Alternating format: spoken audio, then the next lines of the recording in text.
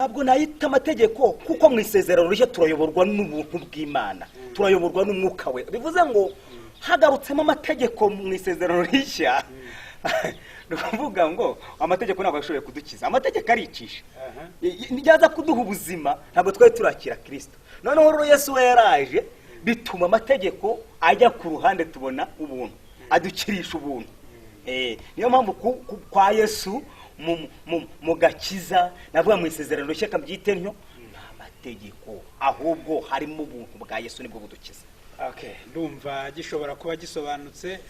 Nshuti bavandimwe mudukurikiye, haramutse hagize ugize ikibazo yajya muri comment akatwandikira akabaza ikibazo, uyu mugabo tukazongera tukamutumira akaza akadusobanurira neza kubyo muzaba mutumvise neza, ariko ndibwira yuko yabisobanuye. Hari ikindi kibazo rero ngiye kumubaza kijyanye gihereye kuri ibi ngibi tumaze kureba, kuko turi kureba ibijyanye no gukizwa k'umuntu. Hanyuma Jean Paul Karame, muri iyi minsi baravuga bati umuntu arakijijwe, Jean Paul arakijijwe.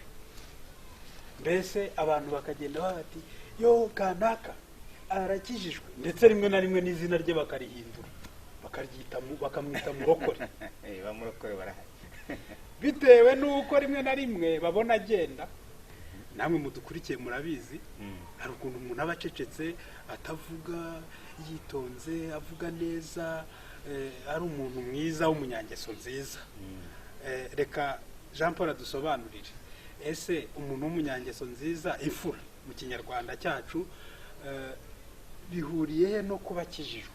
Ese iyi mirimo twakoze hano cyangwa dukora bigatuma abantu badushima, yaba ariyo dukora mu baturanyi, kugira neza, kugira gute, nibyo byerekana umuntu ukijijwe cyangwa gukizwa byo bimeze bite? Kuko tumaze kubona ko abantu uburyo bakizwaga n'uburyo bakizwa uyu munsi, dusobanurire. Kugeza k'uyu munsi umuntu wibwira yuko gukizwa kwe kuragaragara gutya inyuma wazaba abeshye. Ni ukuvuga ngo ubundi gukizwa kwacu bukugaragarira mu mutima, nkuko byose biri gukorerwa mu mutima, n'agakiza kacu kagaragarira mu mutima.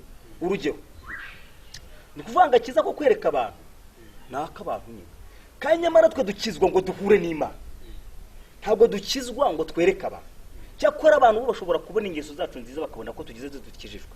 Nibyo rovuze ngo hari abantu bangeso nziza, abitwa ba murokore, abitwa baki, ariko ntabwo ari byo. Wowe muntu ntabwo wakwita umuntu murokore, hoya Imana niyo ibizi.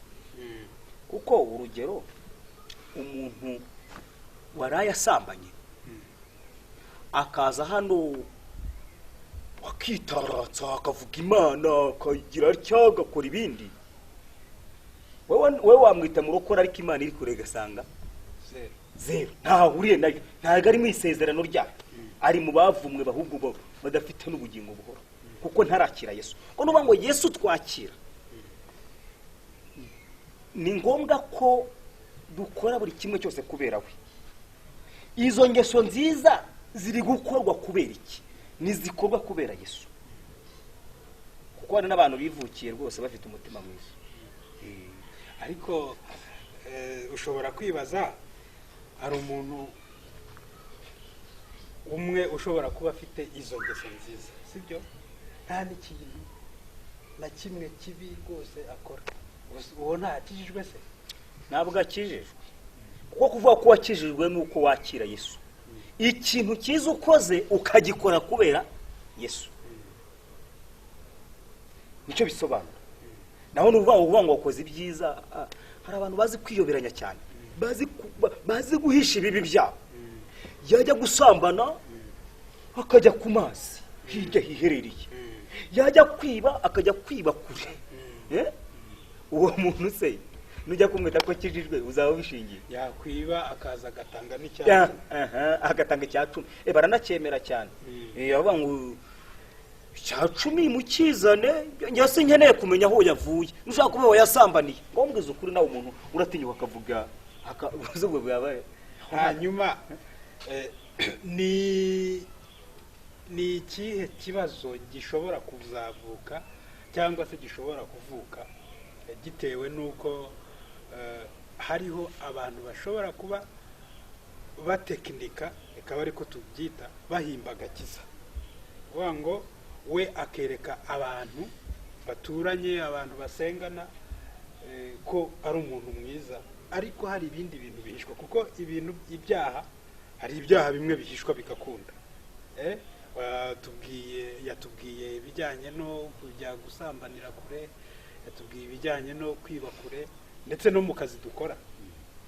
Igihe umuntu ashobora kuba akora akazi akiba ibikoresho by'akazi, icyo gihe ntabwo abo basengana bashobora kuzabimenya, ariko kandi bamutangira ubuhamya yuko ari umwana mwiza. Rimwe na rimwe kubera yuko hari ibyo yibye ashobora gukoramo ya mirimo twita myiza, bikaba byatuma abantu bamwita nyine umurokore. Ese abantu bakora batyo bimeze gutyo wabagiriye ihe nama, byagenda bite, kandi ni izihe ngaruka bifite ku itorero ry'ubukristo muri iyi? Umuntu wese ufashe ikindi kintu akagiha agaciro yabikoresha buryarya bwe, ariko burya Imana iri mu mutima, kuko nibe nkubwira ngo ikiri mu mutima wawe, icyo urimo gutekereza, nubwo wampisha icyo uri gutekereza, ariko wowe ikikuri mu mutima n'icyo Imana ireba. Abo bantu rero baba bari aho ngaho, ariko Imana ibabona ngo ni injiji, kuko ibita ngo ntabwo bayubaka, ngo ni ukuvuga ngo baba bafite ibindi bintu bagize ibigirwamana. Rero urumva ikibazo kizavuka nuko abantu bazajya babareba bakabona ni abantu b'Imana, akabona n'abakristo, ariko kumbi kubera bwa bujiji bwabo barimo gusebya ubukristo, barimo kwangiza ubukristo, barimo barasenya ubukristo, uretse ko butashobora gusenyuka. Kristo wacu arakomeye. Ni gute butasenyuka? Ntabwo bishoboka. Wenda dutandukiraho gatoya, uraza kugaruka kuri ubwo bujiji bw'abo bantu mu kanya. Niba ndamutse nje, tuvuge umuntu araje agaragaje ingeso nziza, abantu bakamwizera, agatangira akayobora amakomite, akazamuka mu nzego kugeza ubwo azayobora itorero, ndetse bishobora kwigirayo mu myaka yindi tutamenya umubare wayo, wa muntu akahita akanariyobora no ku rwego runaka rukomeye. None se izo nyigisho niba abigisha bazaba bakuriwe n'umuntu umeze gutyo, izo nyigisho ntabwo zishobora kuzazamo ikinyoma, hanyuma mugasanga ubukristo burasenyuka? Ntabwo ubukristo bushobora gusenyuka, kubera ko Imana ibyo bintu ntabwo ibishyigikiye, kandi ibintu Imana idashyigikiye birasenyuka. Muri iyi minsi biradutse, ukabona umuntu ayoboye abandi, akibeta mu kagoroba, akagenda akarya mu karesitora nk'umuyobozi, avuga Imana amanywa nijoro, akibeta akarya uturyo, akagira cyake, yagera mu rugo ati mwihangane nyine nakoze nabuze ikintu gitunga turaburaye. mu kirisito, ariko ntabwo gimwita mu kirisito. Nukuvuga ngo kwisura kubivuga, niko yitwa iwe ntabwo Imana rero imubona, namwe ndiko mumwita. Icyo kintu rero ni ikibazo gikomeye, ugasanga rwaje bwaki, umwana ubutemo bwarabyimbise, cyangwa nyina arabyibushye kubera ko yigira ku ruhande. Ariko uriya muntu ingaruka zabona bakristo bene data, ndababwiza ukuri muzitegereze muzazibona, kuko ntabwo Imana ibyo bintu biri kuyamamaza. Kandi gituma itanga umwana wayo ngo adupfire ku musaraba, ni ukugira ngo amaraso ye agenda duhindura abantu bazima. Ukuvuga ngo nk'ubu ngubu ntabwo hari ibibazo byinshi bihari ubona bitari bikwiriye, ariko nanone abantu babyitegure ko Imana mu minsi mikeya irakora akantu, irakora gake. Ibi bintu mubona abantu bavanga baravuga Imana bayibeshyera ibyidakora, irakora akantu, iraje bose igenda isiribanga, umwe imuvana mu nzira, undi muvana mu nzira, undi muvana mu nzira.